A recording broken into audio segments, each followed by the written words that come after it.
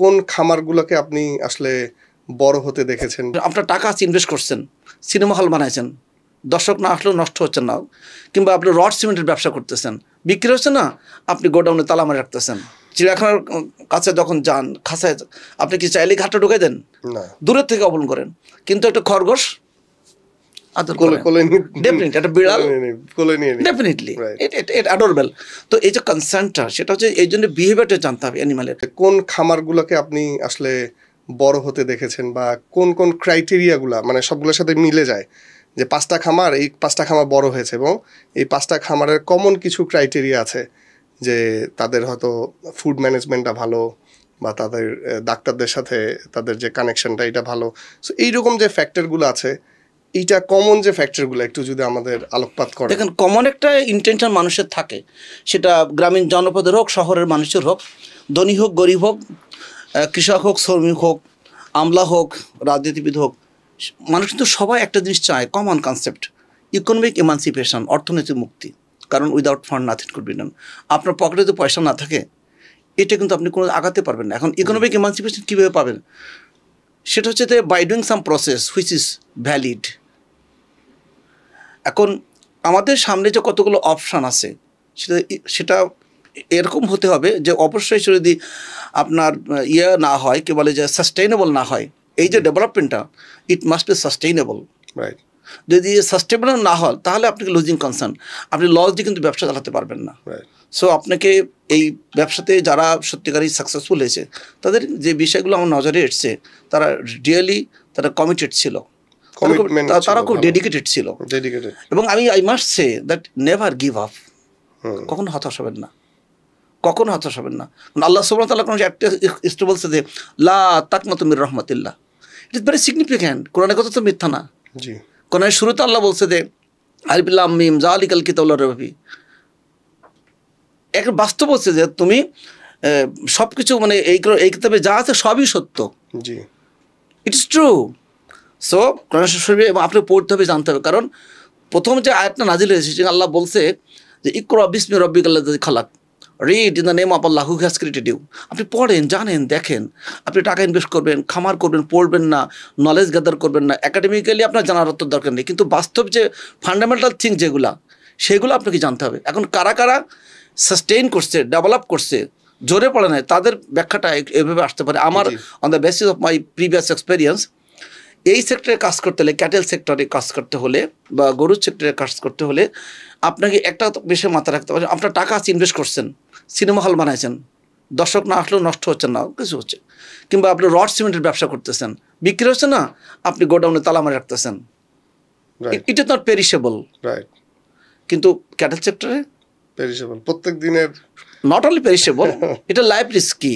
এখানে খাবার দিতে হবে, মেডিসিন করতে হবে, ভ্যাকসিনেশন করতে হবে, আরও অনেক কিছু রিলেটেড, এবং অনেকে স্টেক হোল্ডার আছে এদের।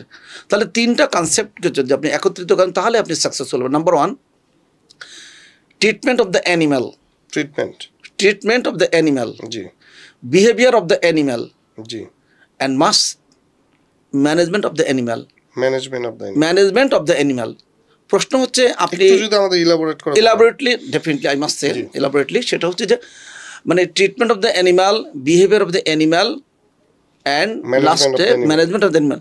এখন বলতে পারেন যে বিহেভিয়ার আবার কোন? অবশ্যই আপনি যদি ঘোড়া যারা চালায়, দেখবেন ঘোড়া কিন্তু most faithful animal as well as most intelligent animal. এখন একটা ঘোড়াকে আপনি যেভাবে ট্রিট করবেন, ঘোড়ার কাছে যখন যাবেন, তো একটা ছাগলের কাছে গেলে সেই সতর্কতা নেবেন না আপনি, কারণ ঘোড়া আপনি কিক মারতে পারে, কামড় দিতে পারে, আরও অনেক হ্যাজার্ড আছে। হাতির কাছে যখন যাবেন, সে সুর দিয়ে আপনাকে হিট করতে পারে কি না? সো হাতির কাছে যাওয়ার আগে আপনি প্রিকশন নেবেন। আপনি যখন বাঘের কাছে যাবেন, চিড়িয়াখানার কাছে যখন যান, খাঁচায় আপনি কি চাইলে ঘাটটা ঢুকে দেন? দূরের থেকে অবলম্বন করেন। কিন্তু একটা খরগোশ একটা বিড়াল ডেফিনেটলি অ্যাডোরেবল। তো এই যে কনসার্নটা, সেটা হচ্ছে এই জন্য বিহেভিয়ারটা জানতে হবে অ্যানিমালের। ইভেন মানুষের ক্ষেত্রে দেখেন, এখন যে লুনাটিক, যে পাগল, তার সঙ্গে যে ব্যবহারটা করবেন, এক সুস্থ সবাই বলে তার সঙ্গে করবেন। আবার যদি in respect of normal behaviour, একজন হাই প্রোফাইল লোক, সফিস্টিকেটেড প্রফেশন আছে, তার কাছে গেলে কাঁচা মোচা থাকবেন, বা সফিস্টিকেটেড কথা বলেন, ইজ্জত দিয়ে কথা বলেন, এটা বিহেভিয়ারাল প্যাটার্ন। কিন্তু আপনার টিচারের সামনে যখন যাবেন, আপনি যথেষ্ট ভদ্রতার সঙ্গে কিন্তু কথা বলবেন। রাইট। আবার আপনার বসের সামনে যেমন দেখেন মানে দম বন্ধ করে সব হজম করবেন, ঠিক কিনা? রাইট।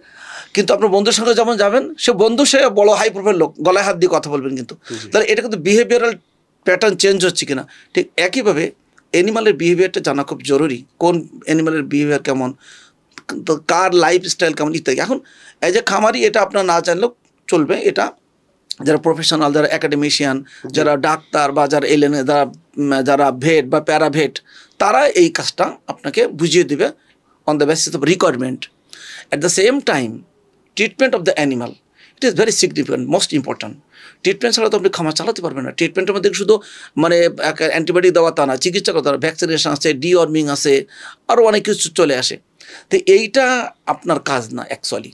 এটা যারা প্রফেশনাল, যারা সরকার স্বীকৃত প্রতিষ্ঠান থেকে যারা doctor of veterinary medicine degree নিয়ে এসছে এবং বাংলাদেশ ভেটেরিনারি কাউন্সিলের রেজিস্টার্ড প্রাপ্ত ডাক্তার, তারাই দে উইল প্রোভাইড ট্রিটমেন্ট।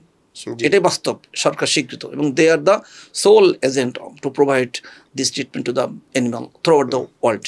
বাংলাদেশে বাংলাদেশ ভেটেরিনারি কাউন্সিল আছে এবং ডিএলএস এর যে নীতিমালা, এবং আরও যারা আছে যে আপনার এখন সরকার কতগুলো ইনস্টিটিউট করছে, সেখান থেকে ডিপ্লোমা হোল্ডারটা চলে আসছে, এদেরকে প্যারাভেট বলা হয়।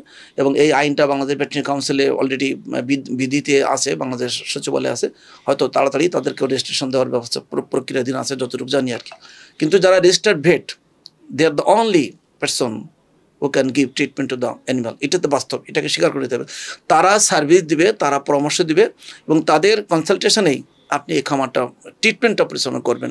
এবং সরকার স্বীকৃত নীতিমালা আছে, এই নীতিমালার বাইরে যে আপনি চালাতে পারবেন। এখন আপনি কোয়াক দিয়ে চিকিৎসা করাবেন, আপনি নিজে চিকিৎসা করেন, আপনি তো অথরাইজ পারছেন না ভাই। এখানে AMR এর বিষয় আসবে, অ্যান্টিমাইক্রোবিয়াল রেজিস্ট্যান্সের বিষয় হচ্ছে। কারণ এই যে ফুড প্রডিউসিং অ্যানিমাল যেগুলো আমরা কাজ করতেছি, আপনি টাকা ইনভেস্ট করছেন, আপনি নিজে ব্যবসা করবেন, অ্যাজ ওয়েল অ্যাজ মানুষের ক্ষতি নয় সেটাও তো দেখতে হবে। সো আপনি যদি যেটা ফুড প্রডিউসিং অ্যানিমাল, মুরগি, হাঁস, দুম্বা, ছাগল, গরু, মহিষ, আরও যারা আছে, তারা কী কী প্রোডাকশন করতেছে, দুধ প্রোডাকশন করতেছে, মাংস প্রোডাকশন করতেছে, ডিম প্রোডাকশন করতেছে। শুধু তাই না, এর বাই প্রোডাক্ট কিন্তু অনেক আছে, দুধ আছে, ঘি আছে, মাখন আছে, এটা মিষ্টি আছে, আরও আছে। তারপরে আরও আছে না, হাড় আছে, তারপরে এই যে চামড়া আছে, যেটা হিউজ একটা আমাদের ফরেন কারেন্সি নিয়ে আসে। সো আপনি চাইলেই কিন্তু চিকিৎসাটা নিজে দিতে পারবেন না। এক্ষেত্রে আপনাকে ভেট বা সরকারি প্রতিষ্ঠানে যারা দায়িত্বে নিয়োজিত আছে তাদের পরামর্শ নেবেন, তাদের পরামর্শ অনুযায়ী আপনি চিকিৎসা কার্যক্রম চালাবেন। এখন আপনি একটা কোয়াক ধরে নিয়ে আসছেন, হি or she has no academic background in this respect, so he is not capable to do this. And according to law, he cannot do this. He or she cannot do this. So we must try to resist it. আপনি সবসময় registered ভেট তার কাছে যাবেন। সরকারি প্রতিষ্ঠানদের প্রত্যেকটা উপজেলায় কিন্তু সরকার এই ব্যাপারে প্রয়োজনীয় লোক বলা আছে, এবং সরকার অনেকভাবে সাপোর্ট দিচ্ছে। এবং সরকারি যে প্রতিষ্ঠানগুলো আছে, they are capable to provide any kind of logistic support to the animal. আমরা ওই পয়েন্টগুলোতে আসবো ভাইয়া, সরকার কি কি আমাদের সুযোগ সুবিধা দিচ্ছে বা আমি শেষ করে নিই। এখন এটা আপনাকে এক number on behaviour of the animal না জানলেও চলবে, অল্প জানলেও চলবে, ট্রিটমেন্ট না জানলেও সেটা তো জন্য লোকজন আছে, but you must know the management of the animal. কেন বলতে হবে? কারণ আপনি you are the owner of the খামার, owner of the farmer, owner of the farm. So it is very significant, it is very important. এখন আপনি রাখাল দিয়ে গরু পালতেছেন, ঠিক আছে, রাখাল তো গরু দোয়াবে, গোবর ফলাবে, খাবার ইত্যাদি। এখন রাখালের তো ভাই অসুখ হতে পারে, অন্য কোনো সমস্যা হতে পারে কিনা, বাড়িতে যেতে পারে, তার মা মারা যেতে পারে, তার কত প্রবলেম হতে পারে না। এখন আপনার একটা 20 লিটার গাভীর আছে, 5টা আছে, দুধ দোহাতে হবে, দুধটাকে রেখে দিবেন আপনি খামারে? আমি সাহেব মানুষ, কোটিপতি মানুষ, বা আমি no, without any hesitation you must do it. নিজের কাজ নিজে করবো, এতে লজ্জাবোধ কিসের? সো আপনাকে এই কাজগুলো জানতে হবে। আপনি গোবর ফেলা, আমি বহু ধনী লোককে দেখেছি, বড় খামার, সে নিজে গোবর ফেলাচ্ছে। এইটা দেখে যে ছিল, রাখাল ছিল, সে দৌড়ে সাজা কি না, সে কিন্তু এটা কিন্তু একটা সাইকোলজিক্যাল ইফেক্ট। আমি নিজেও করি, আমারও ভালো লাগে এটা। হ্যাঁ, আপনি গ্রুমিং করবেন, গোসল করাবেন, গোবর ফেলাবেন, খাবার দিবেন, দুধ দোয়াবেন, সমস্যা নাই তো। এটা it is also part of management. So it is very significant. এইটা ম্যানেজমেন্টাল ডিজিজ কিন্তু কিছু আছে। আর ম্যানেজমেন্ট অফ দ্য অ্যানিমালের মধ্যে সবচেয়ে বড় যেটা আসে সেটা হচ্ছে খাদ্য ব্যবস্থাপনা। কি খাওয়াবেন, কি খাওয়াবেন, ইট ইজ ভেরি, এটা আপনি জানতে হবে ভাই।